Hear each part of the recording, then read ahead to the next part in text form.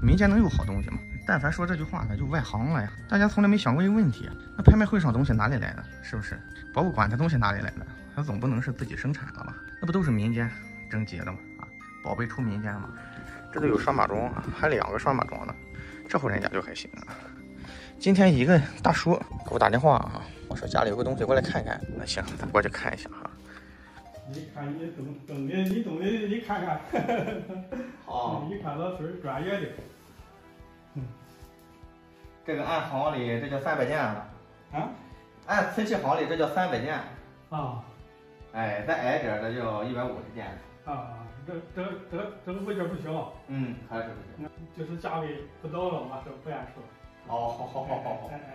这头10好几年看我北京来，我听说这济南有鉴定的，我弄个他公交车就没坐，弄个专车啊，这还没了，哎，我就去鉴定了，他说是是真的，我说能值多少钱？他说这都是那个几十万是一跑，东西是真的，没有跑啊，一眼闪开门啊，一看就一眼就知道东西，内行人一大眼一看啊，这个龙这个气息在那，哎，但是代表了这个龙不代表咱中国，是，但是你说那什么这个10几年前估价几十万，这个价咱弄不了，行里价可到不了啊，现在。遇见都爱好的，确实很欣赏的，亮出这个钱。你说这个是有这个事，他就喜欢，哎对，那他也可能出高价，但是说咱要正常行情，你说这个价咱还弄不了啊，弄不了，挺大气这个件儿，还是太威武了，双龙细珠啊，底下是海水纹，对，这还有4个细哈，刃细，兽头的，兽头，像这种物件在民间不大多了，这是。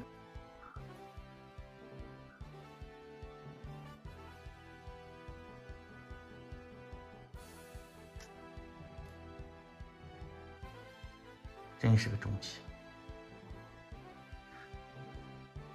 那个盖儿肯定是没有了吧？这个正常，10罐举枪战。您这个东西啊，您这个价格我也拿不动，您这个东西我也抬不动，都是个重器，价格也是个重价，也是个重金，这个物件也是个重器，确实。好家伙，光这个直径就得小40，龙是吉祥物啊，求之不得。到时候我再考虑考虑。你说这个价格拿不了，我就是4万来块钱，我觉得合适。是，太低了。有时候你买的不能骗这个东西。是。哎，你有的你碰见了还没那个钱出。那你看这一看着心痒痒。来了很多看我这个东西，但是呢都说是挺大气，有一看也挺上眼。哎，你还少说了一句，都说挺贵。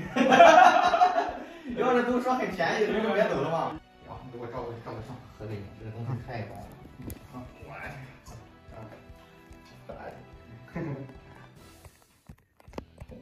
2个人才能抱动的，大叔怕什么？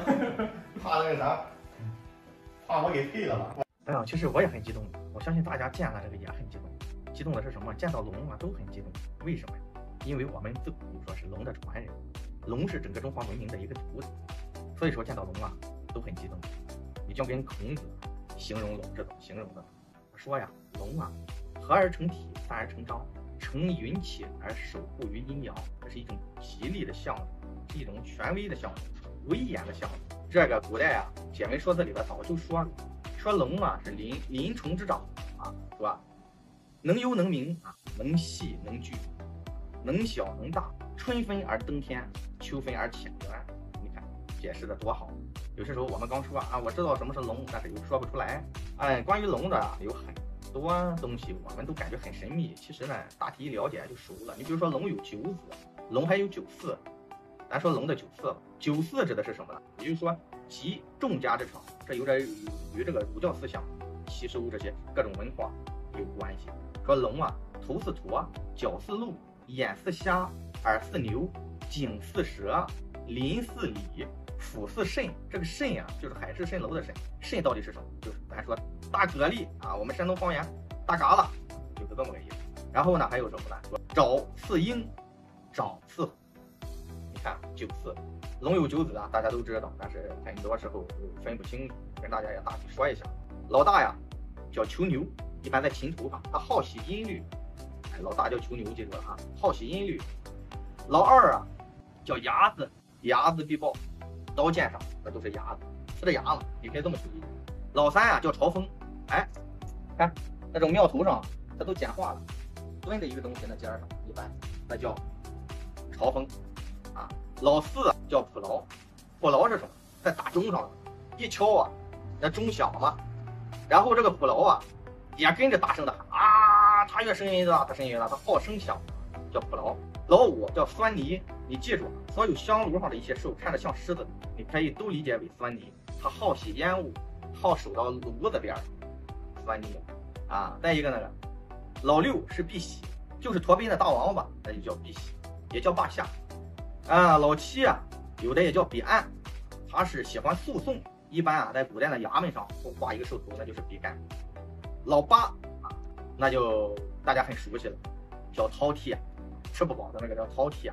哎，这个老九啊叫螭吻，吞起兽在那个大殿上两侧咬着两个柱，有的时候后边啊会插着一个剑，啊都是镇殿。所以说啊，对于龙来说，越喜欢的越想了解。咱看一下，今天出来正好逛逛，休闲一下了，然后再跟那个大叔去了解一下，看能不能拿下。我收藏小哥，喜欢收藏背后的故事，请关注点赞。